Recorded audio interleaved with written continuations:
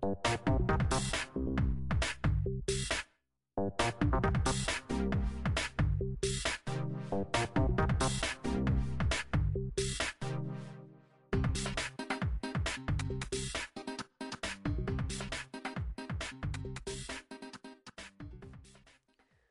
everybody, welcome to the Paradigm Shift TV show. My name is Nick Zigich.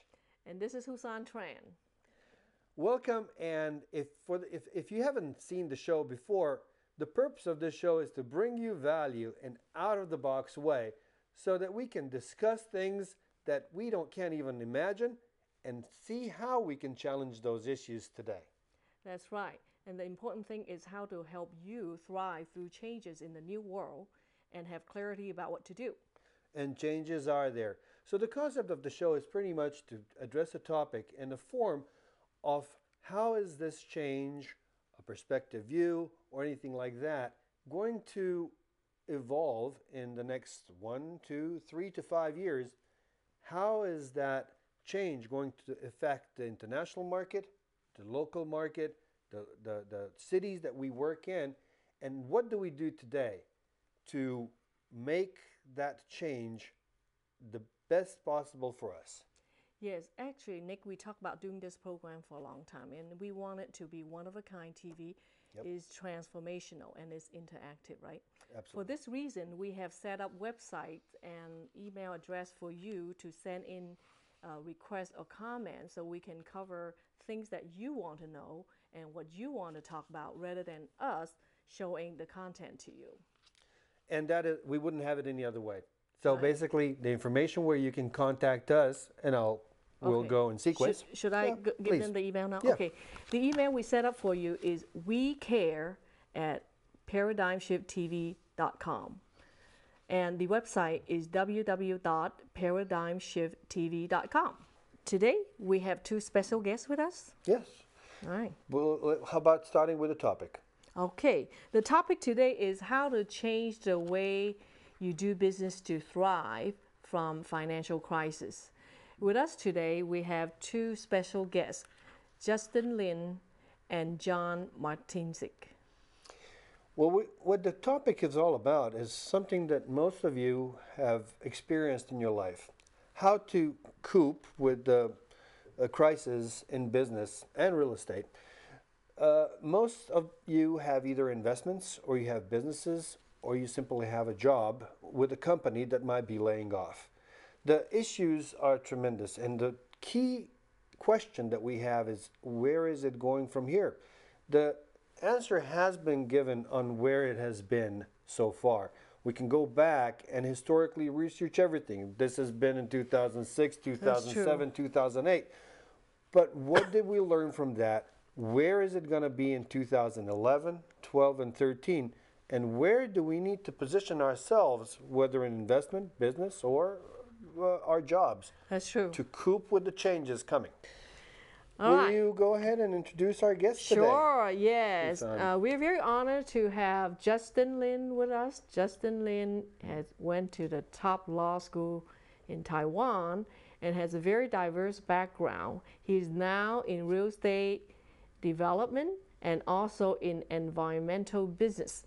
He's the president of Global Waste Solution International, which specializes in waste management.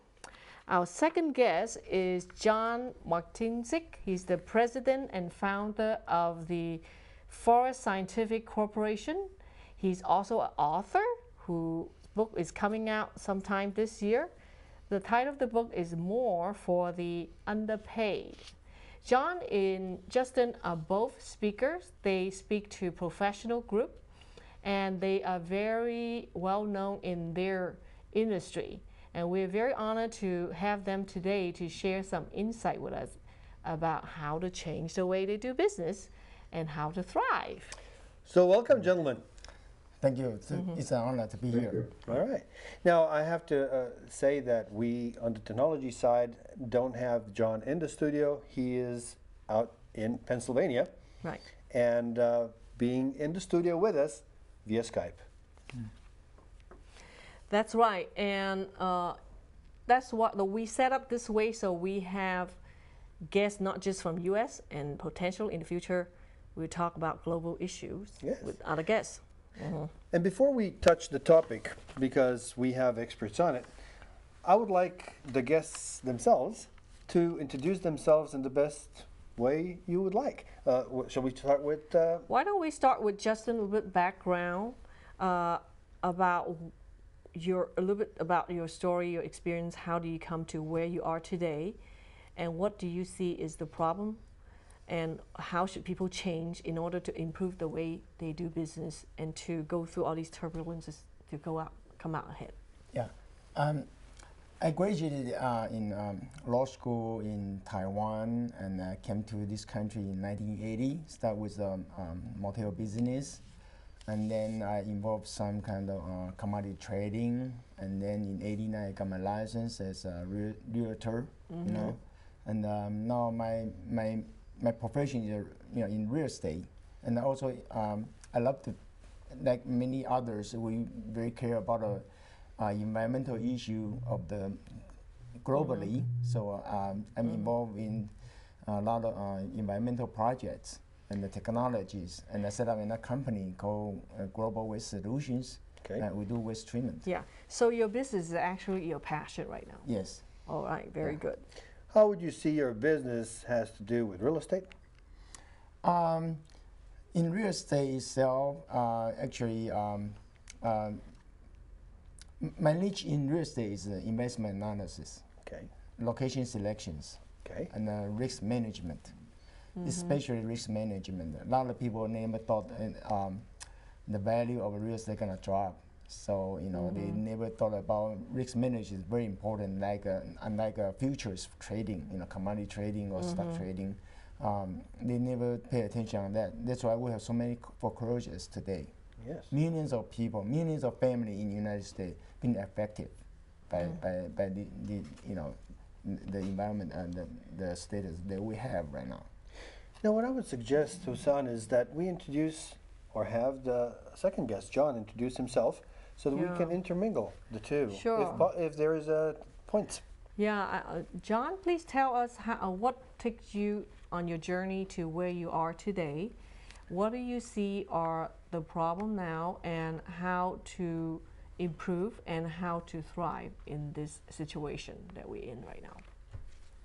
Really what got me started is I had originally, out of college, started working for someone else, and then due to various circumstances, I had left that particular business and went and took a different job. And while I was working in a different job, I had all of my old customers calling me, wanting, what I could deliver that the company wasn't able to deliver. And so through that, I went into business for myself and started Huesan and Nick. We build custom machinery primarily in the beginning, and now build mainly machines that are used for training in schools for education and woodworking programs. And so basically we were adapting to the needs that were in the market and that our customers had that nobody else was filling. Yeah, I think the theme we have for Paradigm Shift is about change, how to think outside of the box. Absolutely. So would John, maybe you can start first. How do you think people need to think outside of the box, and how should they do business differently? How should they change so they can capture the opportunities? Well, change, it's kind of interesting. As I've been watching the various trends over the last few years, so the more things change, the more they say the same also. And so, for instance, the local market, local to me now is not Pennsylvania or even my county. Local to me means the United States. And so, as we are now developing more markets abroad, the local has now been redefined as the United States. The way we do business, there's trends to make things more high-tech. In some ways, we are doing things in a more high-tech way to be in touch with our customers. And as I mentioned, the more things change, the more they stay the same. We're finding that where email and some other more high-tech ways of being in touch with customers are less effective than they were a couple of years ago. There was a novelty to them. Now, because everybody is blasted with so much email, we actually have better luck from direct mail. And actually Interesting. going back to some Yeah. of That's a the good point. lower tech methods. Yeah. And then we intertwine the high tech for the day to day, keeping in touch with customers to be able to instantly get them a file they may need, a drawing or whatever else, and then interactively using, technologies that allow us to interact with that customer. So I may be sitting in Pennsylvania and be on, over the internet, I'm connected to a school in California, a school in Florida, another school in Minnesota, and as well as somebody in Egypt earlier that day. And so it allows us to have that high touch in many different places where before, I'd have to drive or go there in order to do the same function. Okay, great, thank you. So, Justin, the Yes. same question to you. How do you, what problem do you people see? Because paradigm shift is about change. How should people think outside of the box? How should they do things differently? Perhaps maybe it has something to do with the international investment, foreign investment right now to improve the situation? Yeah, actually, while America is struggling right now, and a lot of country, a lot of regions around the world, and they are booming. So so we think outside of the box, not just think about United States. There are so many opportunities just for the past 10 years. You can see, China, India grow tremendously, same as Russia, Brazil, Right. and now some Africa country they are developing. Right. Yeah, like West Africa, they find so many natural resources. That's And true. in the Middle East, they have so much oil company. They're gonna develop the region. They're gonna develop. Their mind is to have the best development in the world, even the financial centers. Yeah. Hey, Nick, I actually went to a seminar, I think, about 2 weeks ago. I actually met a whole bunch of Australians coming all the way here to buy real estate in U.S. Definitely, they are changing too by looking opportunity outside of their country. They are. And people do, it's interesting to know that when we look at the world from this perspective, we see a very different world. And when you look from outside, whether it be from Asian Asia. countries or from Europe or from South Africa, a lot of South Africa money is coming these days into the United States. We don't see that, and it's always an opportunity for somebody. And that's why I would address actually something both of you gentlemen had a chance to be affected by the changes that took place between 2006 and now. And you might have taken advantage of it and thrived, or you might have been affected in the loss of revenues over the course of those years like most people did. But the key is not what happened 3 years ago. What do you see, and we can start with Justin, where do you see the market going from your perspective 2 years from now? Where is it going to be so that we can actually in this discussion address what to do today to anticipate that change? Okay, we can look at the host looking about. We are looking for globally, also locally. Okay, for globally, you see a lot of region is booming, but however, some region like China, I suspect their real estate is kind of bubbling. They have a bubble problem. Yeah, because you look the reasonable that the housing price is about 3 times of the income. Right. Yeah, they look at even today, U.S. Now the price go back to family income. For 3 times adjustment. Yes. However, the Bay Area, most desirable area is higher. Like maybe Beverly Hills, we're looking maybe 7 times. Okay. The income. Yeah. However, you look at China, you're looking over 20, 30 times, and a lot of. So it's way yes. It's been inflated too much. The problem in China right now, actually, for the investment vehicles, they are very limited. Unlike America, we have so many investment vehicles. You can invest like stocks, you can mutual funds, you can invest in bonds. So many things you can invest. However, in China, majority they only have 2 things to invest: either stock or real estate. Right. So anyway. So that kind of drive up the price. Yeah, and then now they have so much money, and they print a lot of money too, to to boost their economy. So those money either go to stock or go to real estate, and a lot of condos over there is 100% sold. However, the occupancy rate is only like less than 10%, meaning 98% of building is vacant. Wow. So there gotta be something wrong because it's not necessarily become a speculative. So what people gambling on that. What I got out of this, and I don't know if you would agree, is that the real estate in the United States is still the best bang for the buck compared to other countries. Well, when you consider the value of the dollar in the international market, and when you think of the stability of the system, then it's definitely something still good that investment. I wish I could have a means of reaching out there and sharing the real status and the opportunity with people that have money that want to invest and so on. And there is companies that are bringing those investors here. Unfortunately, I'm not in the stream. Right. But going back from real estate into the global market, I wanted to ask John, as Justin was talking about, John, in your industry, in your perspective, you also do international business.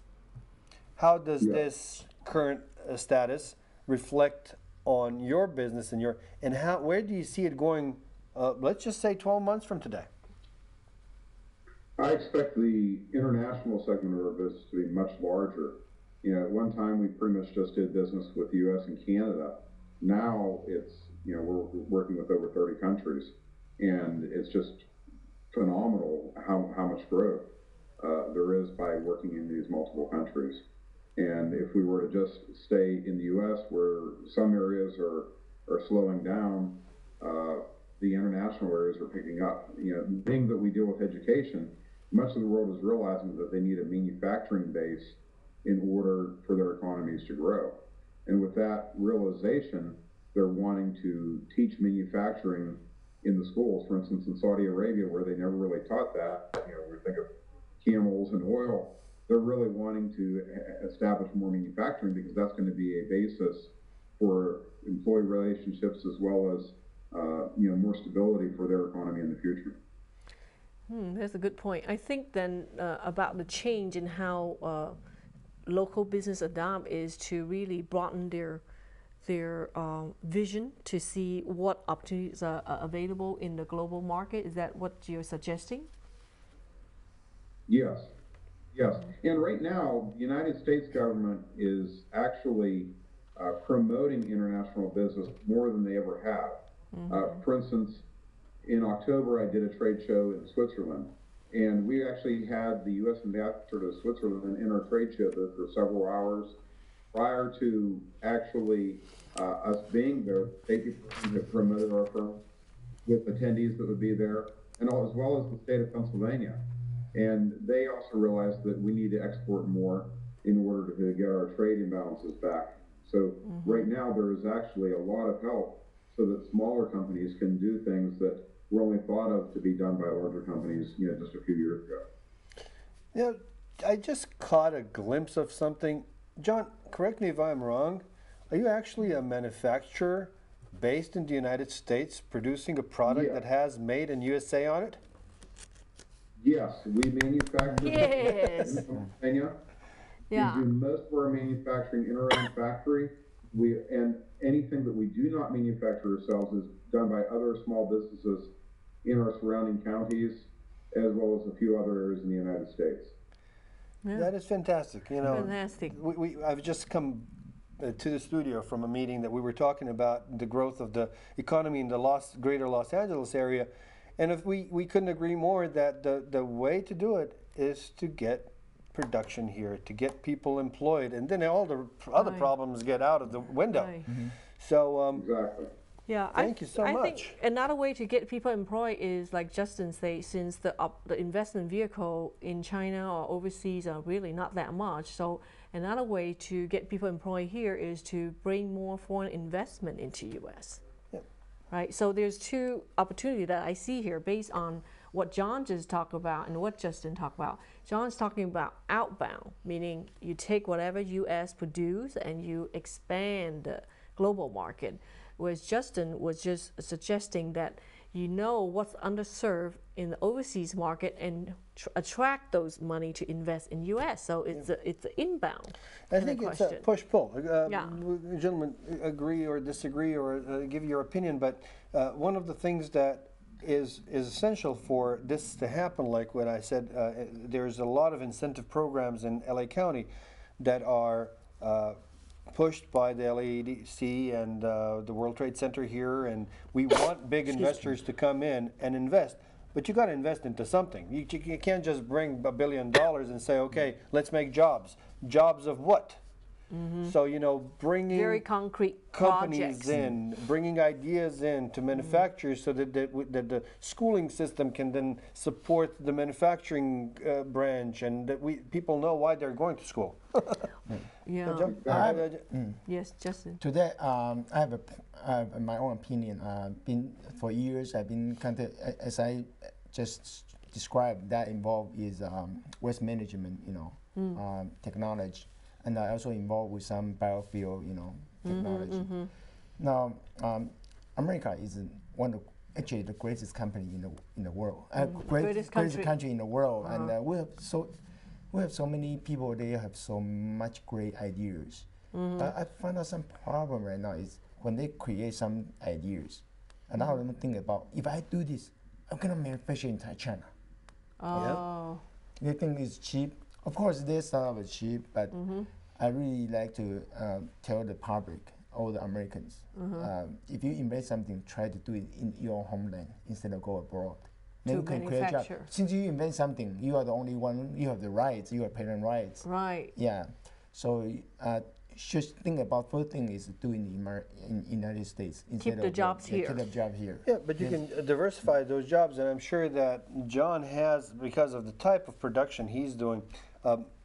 It's interesting. The meeting I just came from did the same on fuel cells, electricity and fuel cells. That's where I went to kind of check it out and see how that works.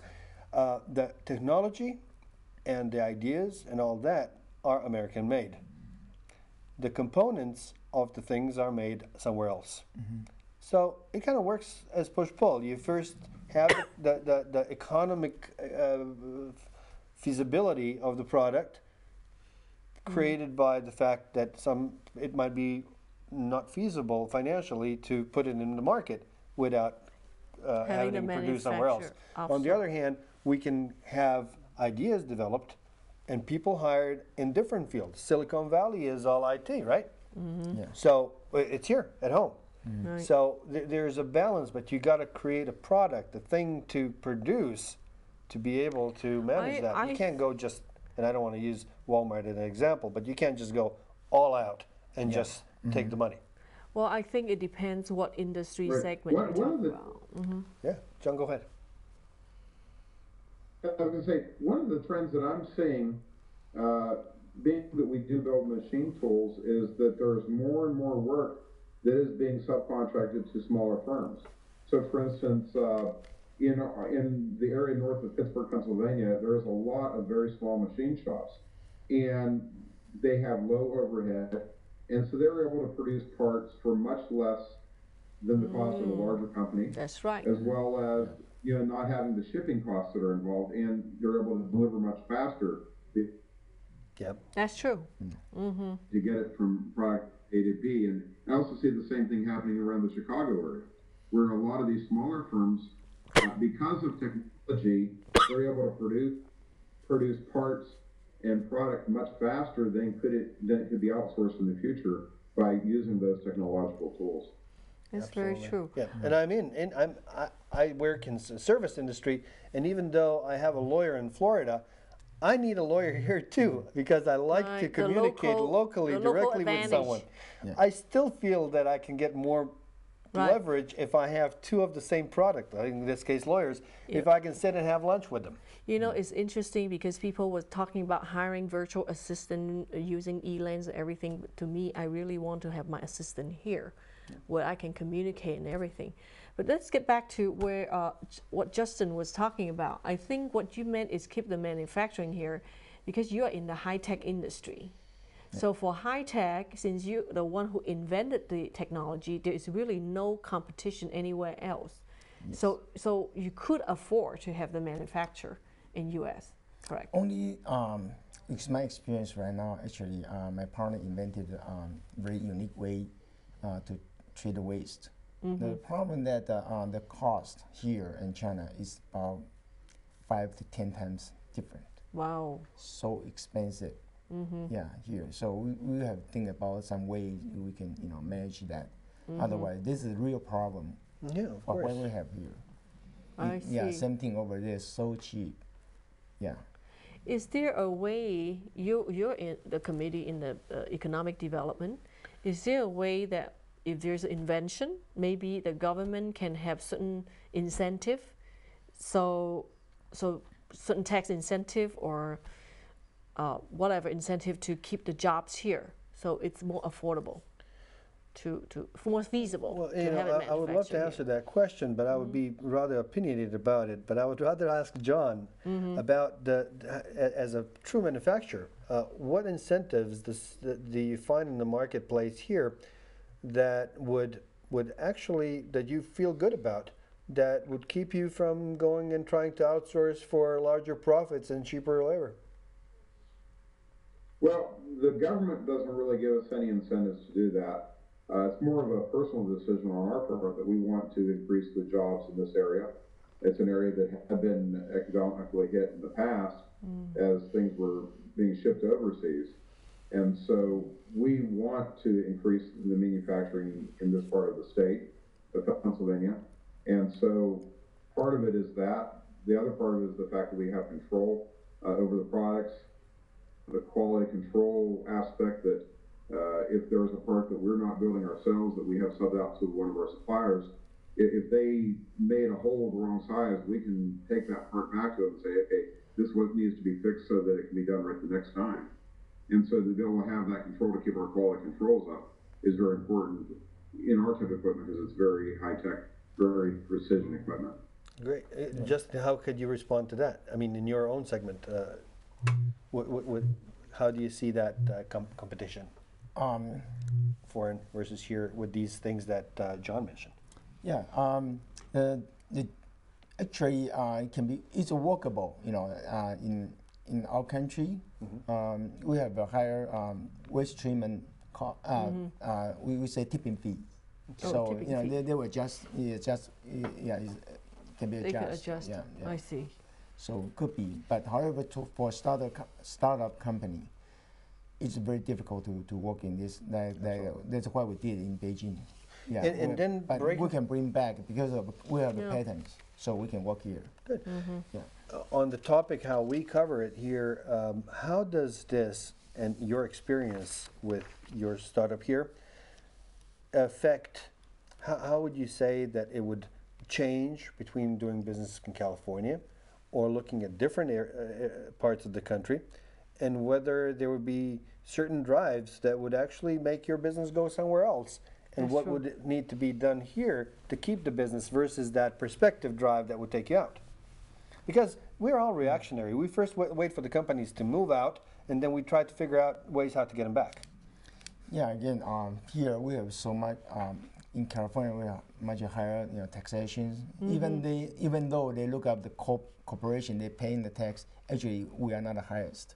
However, we have so many environmental issues, so many labor issues, have insurance. Right, Not just the insurance is a big corporate tax. issue. Actually, tax is not the most important thing. However, so many regulations, insurance, they makes the company here is hard to. So keeping the job here is more than just cheap labor. It's a lot not of just so many, other. so many environment, working environment, to do business in California. Right. Yeah, that's hard. Yeah. However, I have one vision. If anyone can survive in California, they can survive anywhere in the world. So they can be so competitive in the world. Actually, That's Well, good. I don't know if that's true. Yeah, it's well, true. it'll be interesting to hear John's opinion on that. And before John answers, John, we, because of the technology we're using today and recording you with the fourth camera, I would like actually to wrap up opinion with you, Okay. so that we don't lose you before you have your opinion said. So here's the question. All right. Go ahead. If you can continue on the Huesan's questions, and then also tell us what you think that we should do today to anticipate the immediate future and thrive in it rather than be surprised by it. Right. Okay. Well, we'll make a comment. If we had the higher cost of living that's in California, it'd be much harder to do business than it is here. Pennsylvania doesn't have a lot of tax incentives and so forth. However, the overall cost of operating is much lower here than it is there. So that is an advantage of being in Pennsylvania. As far as looking at the future, the main thing is just to keep busy, keep going. Even when there's moments where things are slowing down, keep marketing, keep to all the basics. Don't chase the shiny nickel that might bring hope. I've been finding really this year that going back to all the basic things that we've done in the past, we've gotten much more results than doing a lot of the shiny nickel type options that we've had and have done in the past that initially gave a bigger push, but then has faded back a little bit. So don't forget the basics. That's the biggest thing I could say. Thank you so much. I really appreciate you being on our show and being very patient with the setup and all that. Should we let John go back to his workday? Yeah, well, thank you for being with us, John. And we hope to stay in touch with you. And maybe you'll be our guest again in the future program. Looking forward to it. Thank you very much. Okay. Yeah, nice to talk to you, John. Thank you. All right. So we're back here with Justin, and we'll go back to the question that you had prepared for him. Yeah, we basically, in the program, we always want to go down, we can talk very far, whatever, strategic, whatever, but we always want to bring it down to what does it mean for the local business owner, and what can they do in this 3 to 5 years? Yes. How would that look like for them? Yeah. If we talk this for business owner, actually my niche is in real estate. Okay, should be for broader audience for real estate investment. As for real estate, actually we have two categories. One is residential, one is commercial. Yes. Okay. Residential has been hard hit for years since 2008. Right now, they still have a shadow inventory. They're going to affect the market, which is IEOs owned by the bank. Actually, foreclosure homes, 70% of the homes still kept in banks, holding. So we say it's just like a dam, We don't know how long can they hold it. Right. And when they break through, and how much effect to the price of the housing. However, there are some positive signs. One is availability is a historical low. And I'm sorry, historic highs, meaning majority of people now they can afford to buy today's home with their current income. Also, the interest rate is so low, historically low. So, in many, I do seminars for real estate investments, and from time to time. Recently, I just hosted one, and I invited John Burns, Real Estate Consulting Incorporation. They are one of the top consultant in the United States, and their clients include J.P. Morgan, Chase, big developers. They according to the statistics, right now, the housing could go down another maybe 9%. However, won't be dropped as much as we thought it would before, or what we have seen like a 20-30% drop in 1 year. The kind of time is gone. So I think then instead of focusing on investor right now, really the key buyer are the home buyers then, because it's more affordable now. Oh yeah, okay. The thing is, now we have a problem with the economy. They say now economy is recovering. However, is in the environment that's not creating jobs. There's a problem. So That's exactly it where has this to- all ties in, because we talked about a touch on the economy. We talked about increasing that employment and all that. Without employment, you don't have home buyers, other than people that are investors from abroad, where they're bringing the money from. yeah, that's right. Actually, last year we have a national association. They have a meeting in New Orleans, and I have a friend. He went there. She told me this overwhelmed people from all over the globe came to the meeting. They want to buy United States properties. And Right. people are saying it's the bottom out. So we don't know we hit the bottom yet, but Right. it's not far away. The downside is very limited for the residential Right. sector. So- Yeah. Yeah. So it's still kind of like they say, back to the basic. The basic is also about creating jobs here. Yeah, but it's also like we're looking at three different perspectives on it. One is the outside perspective, which you're looking at the global. I was at the NAR convention. Oh, yeah, There was yeah. 43 countries that came in to the National Night Out, and everybody was very interested to do business with or in the United States. Yes. And it is because the currency Right. is allowing them to get much more value I for think the buck. there's a triple thing. There is the currency issue. There is the foreclosure or the market dropping. Yeah. So it's three things combining that attract all these foreign investors. But then going back to specifically what you can tell us more about is you have those two, and you have the financing, which now transfers here. Where's the money, and how can people buy it unless they have a job Right. that can, cash is king in this market. Right. How do you see the market going from now on to for just 2011? And what can the people living in Monrovia, in the San Gabriel Valley, do to better capture on the changes coming, to prepare for the changes coming, or just make the best out of it? Okay, actually, for past few years, San Gabriel Valley, the price, some region hold pretty well, because there were so many Chinese buyers coming in. In the They Asian come here. community, the price Yeah, hold very yeah, well. they have even like a city in San Marino, they even going up. Yep. They went up, keep going up. Supply and demand. Yeah, supply and demand. This is another very high demand in the area. However, we don't see they appreciate a lot. But now it's not for investment wise. It's not the best timing to invest. When do you think is the best time? The sign is not coming in yet. I haven't seen the signal. okay. I haven't So they seen need the to be sign. on his However, seminar.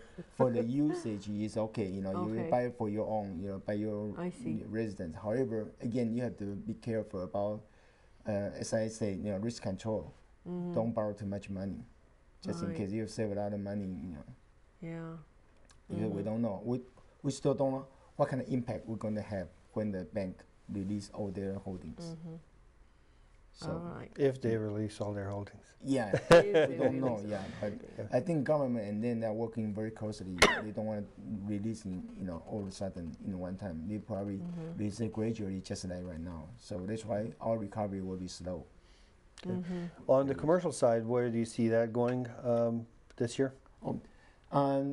Still, right now there are so many CMBS that are going to mature.